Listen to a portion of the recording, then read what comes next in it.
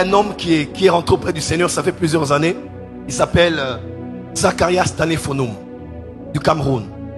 Un homme qui a prêché la chair, le brisement, comme rarement ou jamais je n'ai entendu de toute ma vie.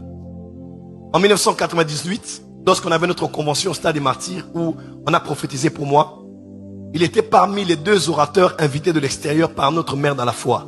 Il y avait l'évangéliste Freddy de Coster, il y avait aussi Zacharias Tanefonoum. Je n'oublierai jamais cet homme. Le Cameroun peut se rappeler de cet homme qui est un géant dans la foi et un des pères du mouvement du réveil de notre génération. Qui a entendu parler de cet homme? Qui a déjà lu son livre? C'est du Cameroun. Un homme terrible. On l'a reçu ici à Kinshasa. Peut-être que vous ne l'avez pas valorisé chez vous. On l'a reçu à Kinshasa. Ma mère de la foi l'avait reçu avec son mari. L'évangéliste Félix de Coster est entré dans l'église. C'était bien. Au Stade des Martyrs, tout le monde était content.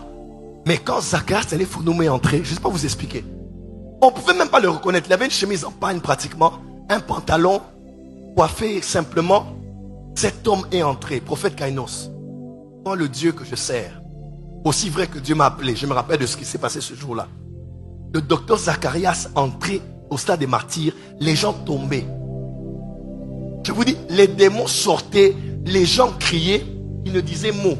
Il marchait tout humblement. Il s'est assis à sa place. On a dit c'est le docteur Zacharias du Cameroun.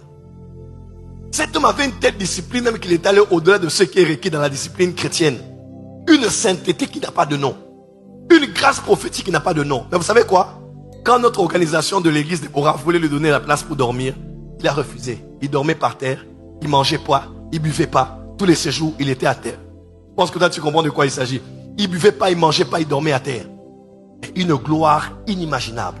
Que Dieu bénisse la mémoire de cet homme, de ce général de Dieu qui impacte notre génération.